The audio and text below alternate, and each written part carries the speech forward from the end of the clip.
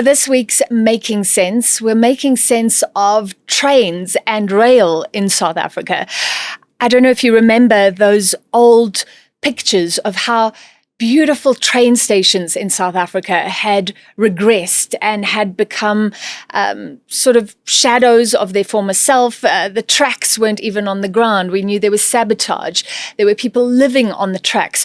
So South Africa went through a very dark period and lost a lot of rail volumes and all the activity happening across this vast network. Our train tracks reduced, and it was extremely sad. So the last few years, there's been a move to get things back on track, as it were. Transnet has been leading a rail reform program, and recently it announced that 11 private players would be essentially leasing parts of the track and getting these locomotives on the track, moving goods. And this would be where the public sector and the private sector work together. And to explain it all and to make sense of it, I have Masela Nhlapo, CEO of the African Rail Industry Association.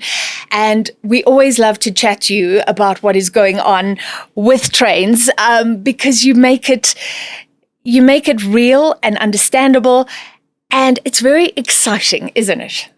Absolutely. It's when we start working on a dream as a country, when it finally turns out this flower is opening up and a rays of sunshine just into this flower, and it opens up beautifully, that beauty is the opportunities that are present for South African industry, the reindustrialization, jobs, human capital, everybody.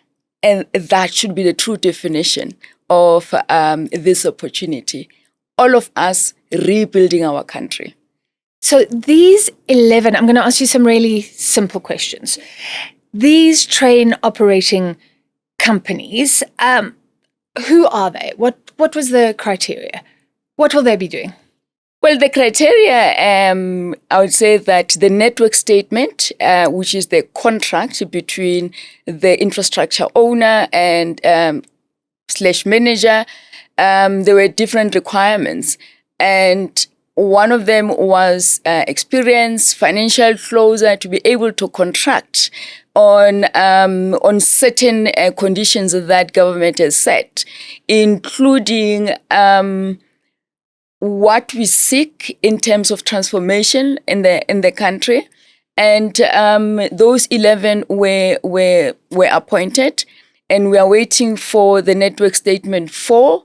We hope that there's some significant improvement in terms of can that agreement be investable from those 11 companies raising funding to fund their operation, this big opportunity. Okay. So it's not like we can say it's in the bag, that we have 11 private investors, as it were, that have the money to do what they need to do. They still need to have a strong bankable business case, and the likes of DBSA and IDC or PIC would be looking for a bankable long term, because railways is capital intensive. So where our monies get invested in such big infrastructure projects, those banks have the responsibility to make sure that they're investing into something that will have a return for South Africa and maybe other private banks as well. The investment decisions always is informed by the contractual terms and conditions. Mm. Are these South African companies? The ones we know, they are South African companies. However, if we were to wear the lens of the CIPC on the beneficial ownership, the structures there, it's not immediately known to me. But I think that investment is good for our country. But we need to be careful on the rules that we set for ourselves as to we are going to invest, who are we going to contract with, on which basis, and our rail reform, is it going to meet our constitutional obligation? In what way? A transformation is not only on paper, but how do we actually make sure that this policy has an impact at the lowest level in our societies, where we significantly reduce poverty? So this is jobs.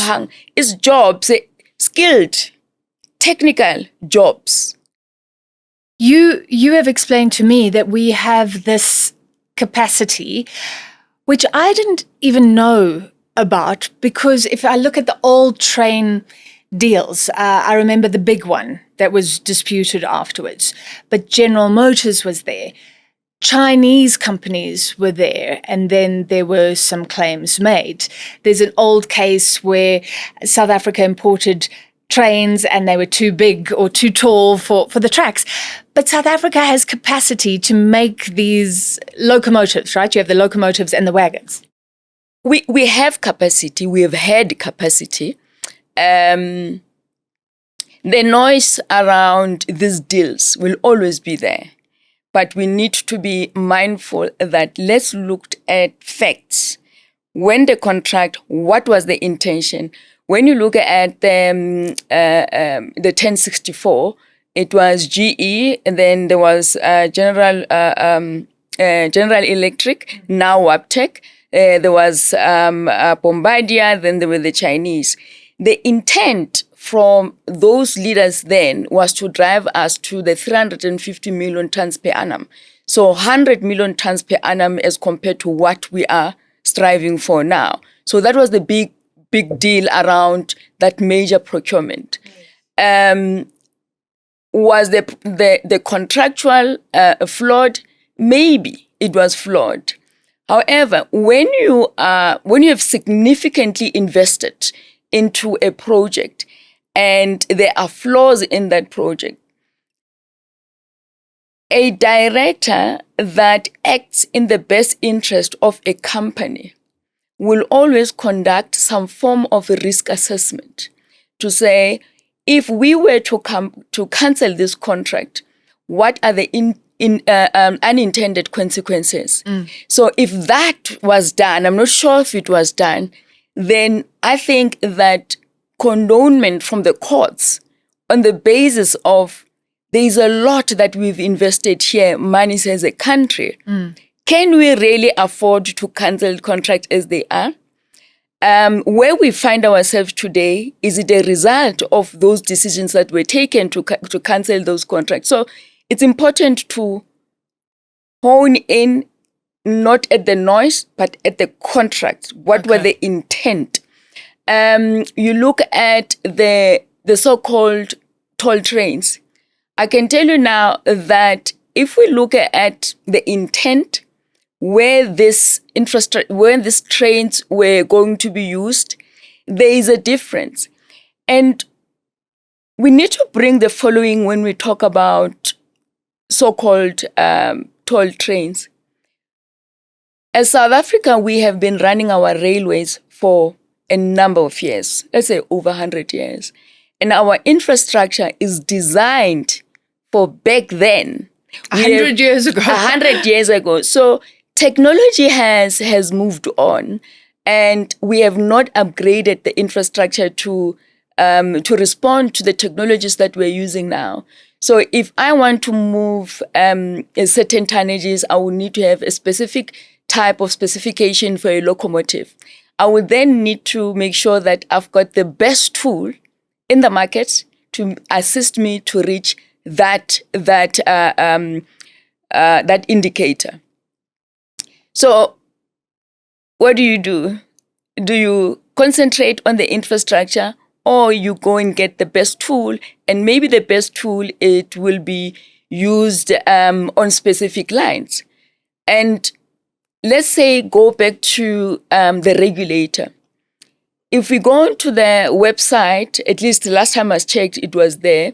The South African rail regulator, they have a report on these toll trains from a technical safety perspective. So it's very important that we inform ourselves on what the true picture is. So this is a bit of a divergence, but were they too tall?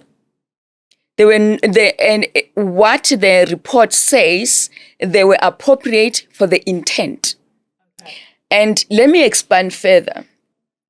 Those locomotives were then put on auction, and one of the most marvelous, if I can say, companies, Traction, they actually bought those. Okay. Yeah. So and there's a deal with Traction now. Those trains, some of them at least, are with Traction. But you need to understand how Traction functions. Traction is not a pay-as-you-go type of an organization. It's proper. They've previously have not operated in South Africa, but they've operated in other countries on the continent. And when we talk about the real private sector participation, that is Traction.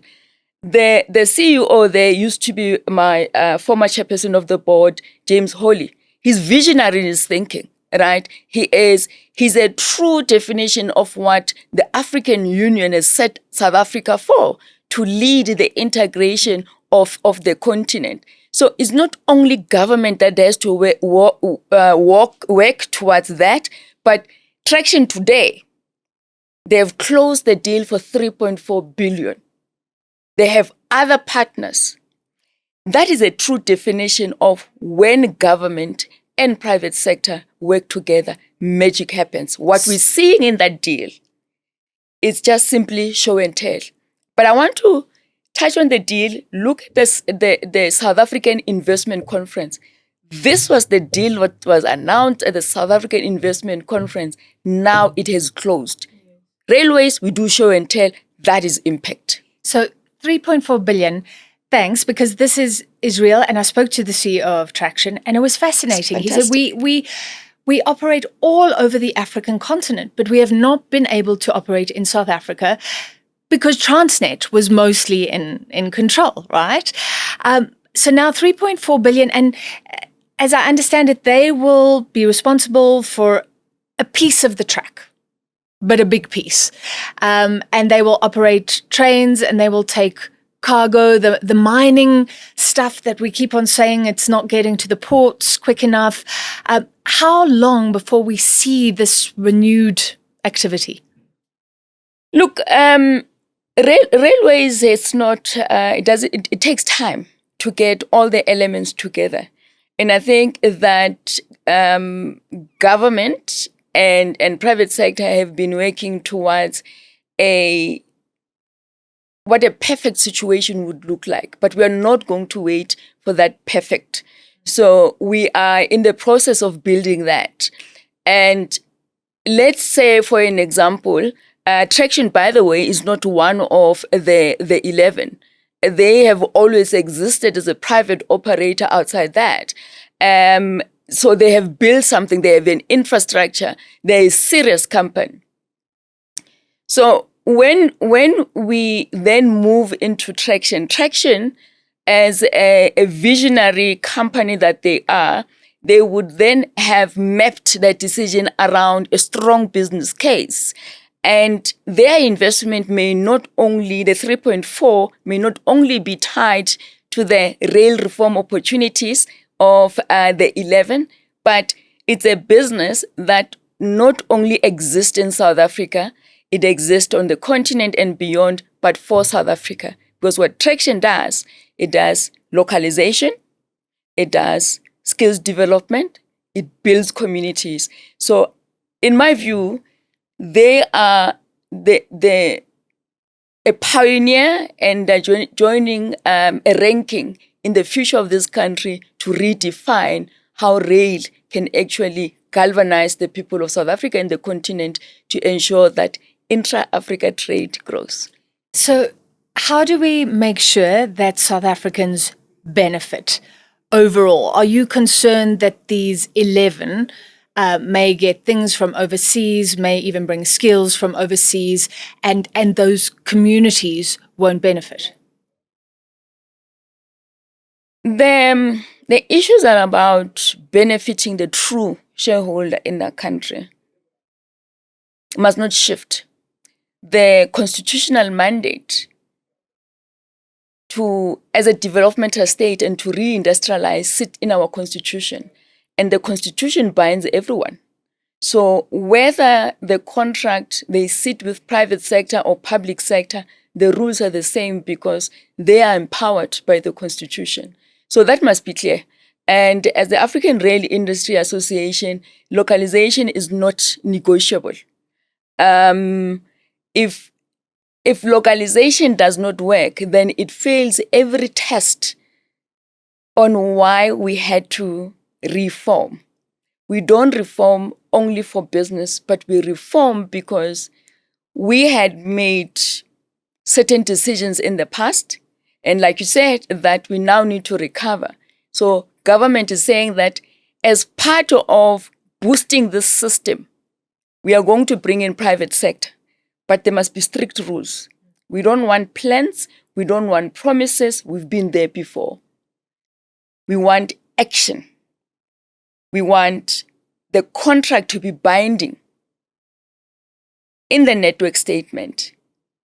And if it contradicts the constitution, those contracts must be legally challengeable because it does not answer to the true north that the constitution is there to protect the interests of South Africa and the real shareholders are South Africans. Yeah. All right, so if this works well, it is wonderful for South Africa in terms of jobs, in terms of opportunity, in terms of people who could get involved in rail and this industry that will grow. My final question to you is, when do we get back to the glory days, which would have been the best volumes, efficiency on our tracks?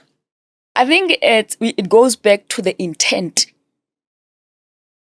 What are we doing this for?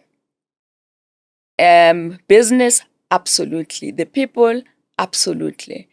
We are rebuilding a country from an asset base that we have had, that we are rebuilding, not to catch up with where we have lost, but to grow. Yeah. And in growing that, there's a domino effect, human capital, skills development. And when you grow railways and you manufacture, you grow your entire industrial base. You start investing in research and development. I must caution, though, that sometimes we get excited around let's develop it quickly. And then we want to bring international standards to South Africa. What international standards will do in this case is to further disadvantage South Africans from participating in this rail reform. Okay. We need to make sure that when the railway safety regulator introduces rules and regulations, are not rules and regulations to favor Europeans, Americans, Chinese, or anywhere, but they must know that they're employed by the people of this country and who they respond to are South Africans. So we are watching with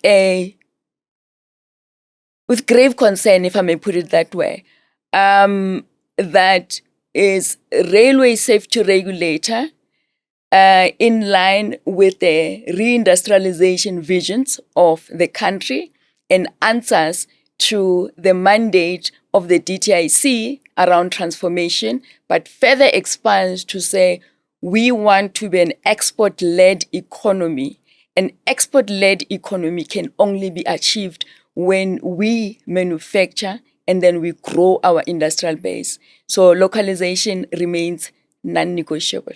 All right, thank you so much. Masela Nhlapo, CEO of the African Rail Industry Association, saying that, yes, this is exciting, that 11 new players will have access to the tracks to be part of Transnet's efforts to get railways, to get freight going and really fix some of the tracks as well, but saying there's a caution, it has to benefit South Africans.